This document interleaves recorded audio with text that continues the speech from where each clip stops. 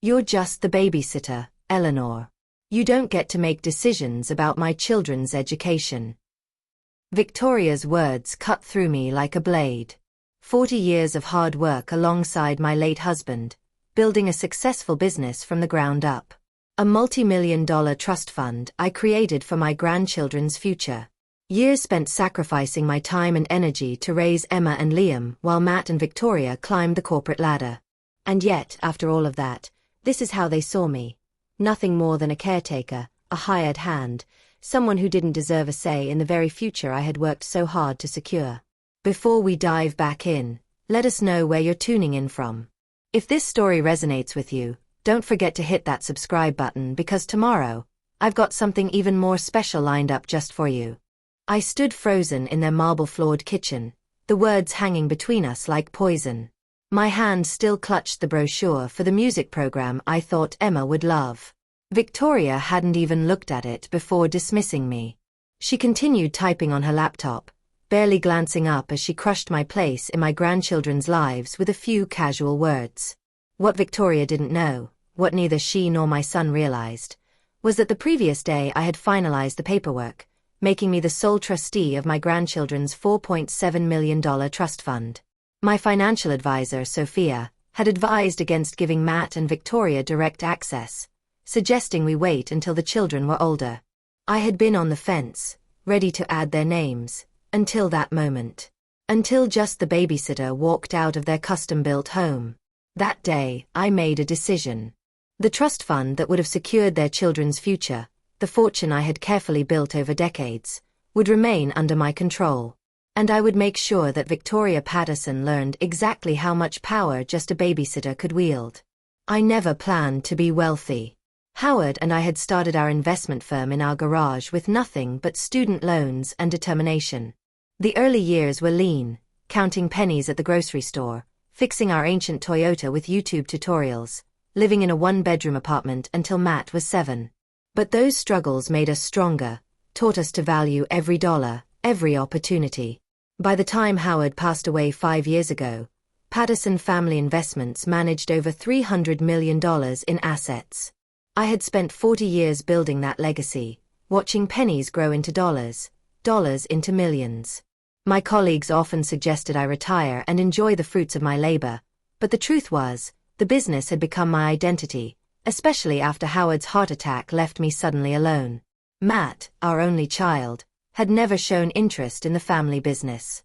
He preferred corporate law, secure in the knowledge that his inheritance would always be there as a safety net. He married Victoria right after law school, beautiful, ambitious Victoria with a marketing degree and family connections. I tried to love her like a daughter from the beginning. I overlooked the subtle digs about our modest beginnings, her reluctance to visit unless it involved discussing their financial future.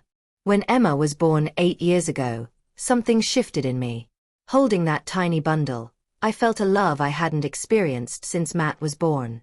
The day they brought her home from the hospital, I showed up with homemade meals and offered to stay and help. "We've hired a night nurse," Victoria told me coolly. "We don't need you to exhaust yourself." But I persisted, finding ways to be present in my granddaughter's life. Then Liam arrived 3 years later, and Victoria's high-powered marketing career took off. Suddenly, my presence wasn't just tolerated, it was needed. I adjusted my work schedule, cutting back to 3 days a week so I could take the children to school, prepare their meals, help with homework, and attend their activities. "We're so lucky to have you, Mom," Matt would say, kissing my cheek as he rushed out the door at 6 a.m., briefcase in hand. But the truth was, I felt lucky to have them. Being with Emma and Liam filled the Howard-shaped hole in my life. I loved watching Emma's face light up when she mastered a piano piece, or seeing Liam's concentration as he built elaborate structures with his blocks. I treasured our after-school walks through Sycamore Gardens, collecting leaves and making up stories about the people we passed. I never asked for payment. The idea seemed absurd. These were my grandchildren, not a job. Besides, I had more money than I could spend in 2 lifetimes. Last year, when Howard's business partner Walter passed away unexpectedly, I received another windfall. Walter had no children, and he'd always treated me like family. He left me his shares in our company along with his extensive property holdings. Overnight, my net worth nearly doubled. You need to make some decisions about estate planning, Richard Grayson, our family attorney, told me during a meeting shortly after. With assets of this magnitude, you should consider establishing trusts for Emma and Liam. The idea resonated with me immediately. I remembered how Howard and I had struggled to pay for Matt's college, taking out second mortgages and working overtime. I wanted Emma and Liam to have opportunities without burden, the best schools, travel experiences, starter homes when they graduated, seed money if they wanted to start businesses. I worked with Richard and Sophia for months, establishing a trust that would support my grandchildren through every stage of life, while encouraging responsibility. The structure was thoughtful.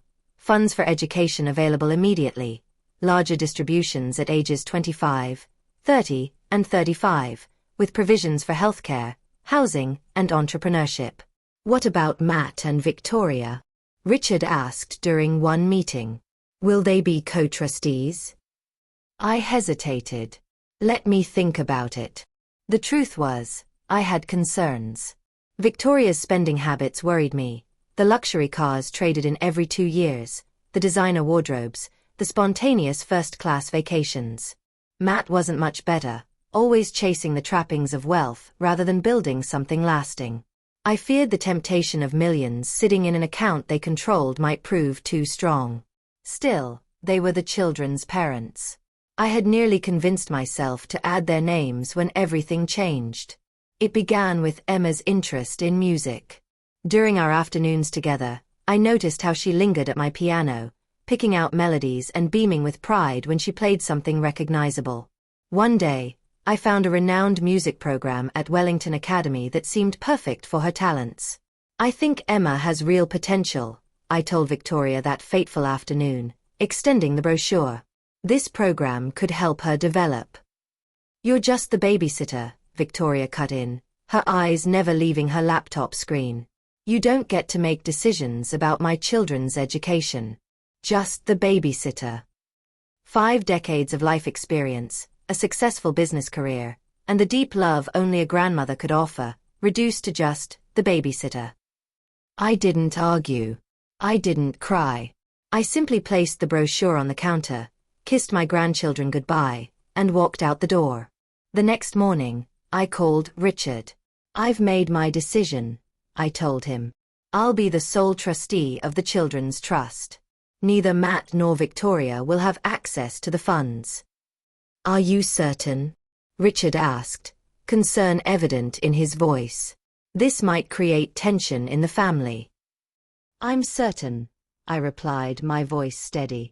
The money is for Emma and Liam's future, not for their parents' lifestyle. I didn't tell Matt or Victoria about the trust fund. I had planned to surprise them with the news at Christmas, presenting it as a gift for the children's future. But now, I decided to keep it private. The trust existed, the money was secure, but only I would control its distribution. Life continued as usual for several weeks. I still cared for the children 3 days a week, still prepared their favorite meals, still helped with homework. But something had changed inside me. I observed Victoria more carefully, noticing how she barely looked up from her phone when Emma showed her an art project, or how she delegated Liam's bedtime stories to me while she attended essential dinner meetings. Then came the charity gala at Willowbrook Country Club. As a major donor to the Children's Hospital, I was expected to attend. Matt and Victoria usually joined me. Networking opportunities were never wasted in their world. That night, we shared a table with Victoria's parents, Harold and Heather Blackwell.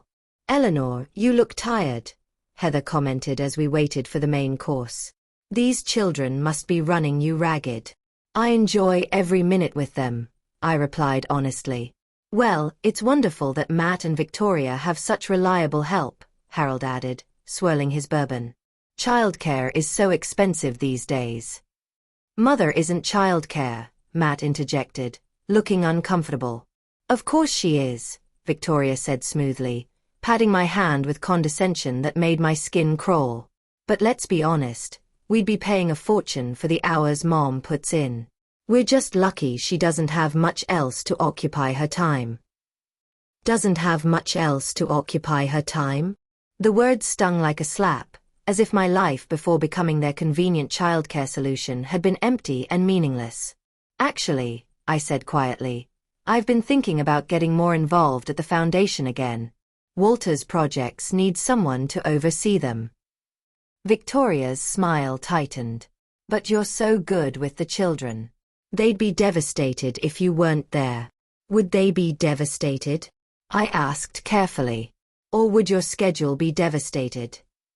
A flash of irritation crossed Victoria's perfect features. We can discuss this later, Eleanor, she snapped. I agreed, placing my napkin beside my plate and rising. It isn't the place. I left the gala early, driving myself home to the house on Oakwood Avenue where Howard and I had raised Matt, where we'd built our life together. It was too big for me now, echoing with memories, but I'd never been able to bring myself to sell it. That night, I sat in Howard's study, surrounded by the books he loved, and allowed myself to really think about my life after Howard's death. I had poured myself into being the perfect grandmother, filling the emptiness with Emma and Liam's needs. But in the process, I had allowed Matt and Victoria to take advantage of my grief, my loneliness, my desire to be needed. The days following the gala were filled with tension. I couldn't stop replaying Victoria's words in my mind, how casually she dismissed my role, my existence, as though I were nothing more than a glorified babysitter. It hurt, but more than that, it made me realize just how much I had let my boundaries slip over the years. How much I had allowed my family to take from me without ever truly seeing me as a person with my own needs, desires, and life outside of them. I still spent my days with Emma and Liam, trying to keep the peace, but something inside me had shifted. I wasn't sure how much longer I could continue in this role without compromising my own sense of self-worth. As much as I loved them, I realized that I had to stand up for myself, for the life I had built, and for the future I wanted to live. I wasn't just their grandmother, their caretaker, their free resource. I was Eleanor Patterson, a woman who had spent decades building a business and a legacy, a woman who deserved respect and independence. It was in the middle of one of those quiet moments, while I was watching Emma and Liam play in the garden I had planted for them, that the idea crystallized. I needed to step back, not just from the children, but from everything that had allowed me to be manipulated. From Matt, from Victoria, from this suffocating dynamic that had formed over the years. I had spent too much of my life bending to their needs, sacrificing my own life to fit into a mold they had created for me. That needed to change. I called Richard the next morning. I want to establish a trust for Emma and Liam, I said, my voice steady but full of resolve. But not in the way Matt and Victoria think. I want it to be a gift for them, not for their parents to access or control. Richard was quiet on the other end of the line. Eleanor, you've already given them so much. Is this really what you want? To cut them out completely? No, I said firmly, but I need to protect them. I need to protect myself. From now on, it's about them, not their parents. It was the beginning of a new chapter for me, one where I would no longer be their pawn. I began working with Richard and Sophia to establish a more rigidly structured trust. This time, it would ensure that only Emma and Liam would benefit. There would be no room for Matt or Victoria to manipulate the funds for their own gain. The decision was met with silence from Matt and Victoria. I didn't tell them about the changes until I had everything in place. Part of me hesitated, unsure of how they would react, but the truth was, I couldn't afford to care anymore. Their expectations, their demands, none of it had been healthy. My priorities had to shift. When the trust was finally set, I breathed a sigh of relief. The pressure of constantly walking on eggshells around Matt and Victoria had been exhausting. But that sense of relief was fleeting. I knew the real battle was yet to come. It didn't take long for Matt to call. He wanted to know what was happening with the trust, why I hadn't consulted him and Victoria. I had expected the call, and I had prepared for it. What I hadn't expected, however, was the level of entitlement in his voice. "Mom, you can't just do this on your own," Matt said, his voice tight with frustration. We're trying to raise our kids, and you're undermining us. I'm not undermining you, I replied calmly, my hands trembling slightly as I gripped the phone. I'm making sure they're taken care of in a way that doesn't rely on your financial mismanagement or selfishness. There was a long pause on the other end of the line, and when he spoke again, his tone was different, softer, almost pleading. You're pushing us away, Mom. You're not thinking about the kids. No, Matt, I said, my voice steady. I'm thinking about them more than you are. You and Victoria have been using them as pawns for far too long. This isn't just about money. It's about respect. I hung up before he could say anything more. I didn't need to hear his excuses anymore. I had made my decision, and no matter how difficult, it was the right one. 4 weeks after that, I didn't hear from Matt or Victoria. The space I had created felt like a void, a gap in my life that was both painful and necessary. I continued to care for Emma and Liam, but with growing distance, both physical and emotional. I watched from the sidelines as they thrived at school and at home, knowing I had done my part, that they were secure, even if I wasn't always there. Then one evening, out of the blue, I received a call from Heather Blackwell, Victoria's mother. The words she spoke were polite, but the message was clear. The family was fractured, and it was my fault. You've alienated Matt and Victoria, Eleanor, she said, her voice dripping with feigned concern. This isn't healthy. What about the kids? It was the same old tune, but now, instead of feeling guilty, I felt a hardening inside. I wasn't the one who had driven us to this point. I wasn't the one who had dismissed my role in their lives as if it were nothing more than a commodity. Funny, I said coldly. I've been trying to reach out, but it seems you've all made it clear that my love and contributions only matter when they fit into your narrative. Heather was silent for a moment, and when she spoke again, it was with more force. You can't just keep making decisions in a vacuum, Eleanor. You're tearing apart this family. If you continue down this path, it's going to be hard to fix things. I'm not tearing anything apart, I replied evenly. I'm protecting what matters most. And that's Emma and Liam. This foundation, the trust, all of it is for their future. What Matt and Victoria fail to realize is that they've had the power to control everything up until now. But that ends here. I ended the call without waiting for her response. Heather's words didn't matter.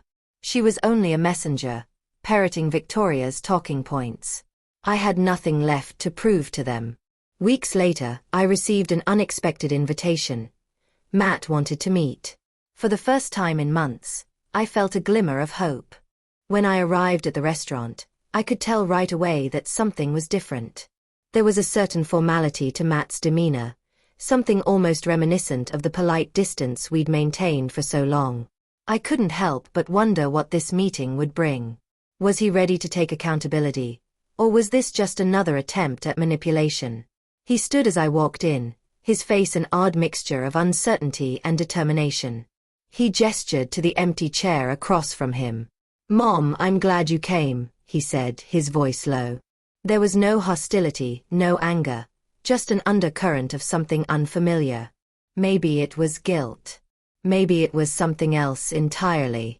I sat down, watching him closely. There was still the same tension between us, but I wasn't sure if it was just the years of misunderstandings or if it was something deeper. "I've been thinking a lot about everything that's happened," he continued, not meeting my eyes. "Victoria and we've been wrong, especially about the trust. We didn't understand what you were trying to do." I leaned back in my chair, careful not to let my expression betray any of the emotions swirling inside me. After all this time, was he finally seeing things my way? "I don't need an apology, Matt," I said, my tone more measured than I felt. "What matters is that you understand why I had to do this. It wasn't about me punishing you or Victoria. It was about protecting Emma and Liam's future from the kind of decisions I've seen you both make in the past." He nodded slowly, taking a deep breath. "I get it now. I really do. I know we've been focused on our own lives and our own struggles, but I see how we've treated you. And you're right. We should have respected you more. I let his words sink in. It wasn't perfect, but it was a start. For the first time in a long time, I allowed myself to entertain the thought that maybe, just maybe, things could change. Maybe this wouldn't be the same endless cycle of demands and disappointments. Victoria's upset though, he added quietly, his eyes meeting mine. She's having a hard time letting go of the idea that she's losing control. I didn't respond immediately, choosing instead to sip my water and let the silence hang for a moment. What had taken years to build had been dismantled in a few months of poor decisions. But it wasn't just about the money or the house or even the trust. It was about control, manipulation, and a deep-seated need for dominance.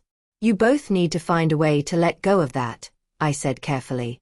You don't own me, and I don't owe you the role you've decided I should play. I'm Emma and Liam's grandmother, not a tool for your convenience. Matt looked like he wanted to argue but stopped himself. Instead, he stared down at his hands, the familiar gesture reminding me of Howard. My husband, the man who had always understood the value of hard work, honesty, and integrity. The same man who had taught Matt the importance of these values, only for them to be forgotten over the years. I've been talking to Victoria, Matt finally said. I think we need a new approach. I want to try to make things work. For the kids' sake. I was taken aback. This was the first time he had ever framed something as being for the children, and I could tell it wasn't just a gesture. His words felt genuine, though a small part of me couldn't help but wonder if it was because of his mounting frustration with the changes I had made. I'm willing to try too, I said after a long pause, my voice softer than I expected. But it has to be different. I need you and Victoria to respect my boundaries and understand that I can't keep sacrificing my life for the convenience of your schedules. Then let's figure it out, Matt said, the sincerity in his voice palpable. I'll talk to Victoria. We'll figure out a new way of doing this, one that works for everyone. But you need to know that we don't want to lose you, Mom. We really don't. His words hung in the air between us, unspoken but understood. I felt a shift in the atmosphere, as though we were standing on the precipice of something monumental. The road ahead wasn't going to be easy. There were too many scars, too many years of resentment and manipulation. But for the first time, there was hope, flickering, fragile, but there. I'm not asking for anything unreasonable, Matt, I said, my voice steady. Just that we treat each other like people, not pawns in a game. And that we put the children's needs above all else. They need both of us, but they also need respect, love, and consistency. Matt nodded again, his expression thoughtful. I can do that. I think we can do that. Victoria will need some time to adjust, but I'll talk to her. We sat in silence for a few moments, both of us digesting what had been said. There was still so much left unsaid, so many issues still lingering in the background, but this was the first conversation in years where I felt like we were actually talking, not just talking at each other. Finally, Matt stood up, extending his hand. Thanks for meeting with me, Mom. I know it hasn't been easy. I shook his hand, standing up as well. No, it hasn't been easy. But we'll figure it out. One step at a time. As we parted ways, I felt a strange sense of peace. It wasn't resolution, not yet, but it was a start. A small crack in the wall we had built around ourselves, letting a little light in. The following weeks were a delicate dance, as Matthew and Victoria navigated the precarious balance between holding on to their old expectations and adapting to a new way of interacting with me. It was clear that both of them struggled, especially Victoria. The old patterns were hard to break, especially for someone so accustomed to controlling the narrative of our family. Despite the tension, I kept my distance, allowing them space to initiate changes. I wasn't going to let myself be pulled back into the role they had cast me in for so many years, no matter how much I loved Emma and Liam. I wasn't their free caregiver, their babysitter who dropped everything on command. If they truly wanted a relationship based on mutual respect, it would have to come from both sides. I spent more time at my new house on the lake, still unpacking, still adjusting to the solitude that now enveloped me. For the first time in years, I felt like I had room to breathe, room to think. The sunrises over the water filled me with a sense of peace I hadn't realized I'd been missing. Howard would have loved this place. I could almost hear his voice, his laugh echoing through the rooms, reminding me that life didn't have to be about sacrifice, especially when it came to my happiness. But then came the phone call. It was late one afternoon when my phone buzzed, the number flashing on the screen sending a sharp pang through my chest. It was Matt. I took a deep breath, trying to steady myself. There was no way to know what this call would bring. We'd had some tentative progress, but I wasn't naive enough to think it would be smooth sailing. "Mom, can you talk?" Matt's voice was tight, a little unsure. "Of course," I replied, pushing my feelings aside. "What's going on?" Well, I wanted to apologize for how things have gone lately. I know things are strained, and I know I've failed to make things right. But I think I'm finally starting to get it, Mom. I've been so focused on my own stuff, and I haven't seen how much you've sacrificed for us. His words felt like a balm, soothing the jagged edges of the months of tension. Still, I couldn't let myself get too swept up in the apology. Words were one thing. Actions were what mattered. "I appreciate that, Matt. But I need you to understand that I can't go back to the way things were. I can't just be the person you call when it's convenient. I have my own life now. My own future. And that includes Emma and Liam, but it doesn't mean I'm putting everything else on hold for them anymore." Matt was silent for a moment, and I could almost hear him processing my words. "I know," he said quietly. "I've been thinking a lot about what you said. About respecting you. And I think we need to do better. Not just for you, but for the kids." "That's the key, Matt," I said, my voice firm but soft. "It's about them. It always has been. But they deserve more than just a convenient babysitter. They deserve a grandmother who can be present in their lives without sacrificing her own needs. They deserve better than what Victoria and I have created." "I agree," he said. "Victoria and I have talked about it. She's struggling, but I think she gets it. She's just not used to things being different." I could hear the frustration in his voice. I understood that. Victoria had always been the one to steer their relationship, to steer everything in their lives. But it wasn't my job to make things easier for her at my expense. "Well, she's going to have to get used to it, Matt," I replied. "And so will you. But I'm willing to work with both of you. If you can really commit to making this change, then I'm ready to try too. I'm ready to rebuild the connection we've all lost. But we need to do it on new terms, or it's not going to work." Matt paused, and I could almost feel the weight of his decision. Finally he spoke, his voice stronger than before. "I'll talk to Victoria again. We'll make it work, Mom. For the kids. For all of us."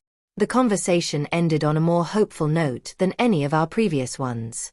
I wasn't sure what would happen next, but for the first time in a long while, I felt the possibility of real change. Not just between Matt and me, but between all of us. It was a long road, but we were taking the first few steps down it. That evening, as I sat on my deck watching the sun dip below the horizon, I thought about the future. I thought about Emma and Liam. I thought about the love I had for them, and how I wanted to be a part of their lives, not as a servant to their parents' needs, but as a true grandmother. A person of worth, not just a function to be filled. The phone call had been a breakthrough, but I knew the real test would come when I saw Matt and Victoria face to face again. Would they truly change? Could we redefine our relationships? Only time would tell. The next few weeks passed in a blur of work, reflection, and small moments with Emma and Liam. It wasn't the same as before, but it was something more grounded, more balanced. And then, at the end of one such visit, Emma came running up to me, her face alight with excitement. "Grandma! Grandma! Look what I made!" she exclaimed, holding out a crayon drawing of a house by a lake. I took the drawing carefully, my heart swelling as I examined it. There, in simple crayon strokes, was a drawing of the lake house, complete with stick figures of me, Howard, and the kids, all standing together in front of the house. I love it, sweetheart, I said, my voice thick with emotion. This is beautiful. Can we come see your new house again soon? She asked, her voice hopeful. I looked up at Matt, standing a little distance away. He gave me a small nod, almost imperceptible but enough. It was as if he was giving me permission to be the grandmother I'd always wanted to be. Yes, I said, smiling at Emma. Soon. The days following Emma's simple question about visiting my lake house felt like a small but significant shift. It was as if, after all the turmoil, we were beginning to tiptoe towards something resembling normalcy. The walls that had grown up around our family, built with distrust, unmet expectations, and old wounds, were starting to crack. The realization that this wasn't just about me and Matthew or me and Victoria, it was about Emma and Liam, too, began to sink in. I took that lesson to heart as I drove Emma and Liam back to their parents' house that Sunday. The conversation in the car had been light, filled with talk of school, Emma's piano lessons, and Liam's newfound fascination with dinosaurs. For the first time in ages, I felt a sense of peace. It wasn't perfect. It wasn't easy. But it was progress. When I arrived at their house, Victoria stood at the front door, her arms crossed in that way I had come to recognize as her armor. Despite our attempts at mediation, there was no denying that her resentment still lingered like smoke in the air. But today, I chose not to engage with it. I would not be drawn back into old arguments or guilt trips. Thank you for having them for the weekend, I said, keeping my tone cordial but firm. They had a great time. Victoria nodded curtly but said nothing in response.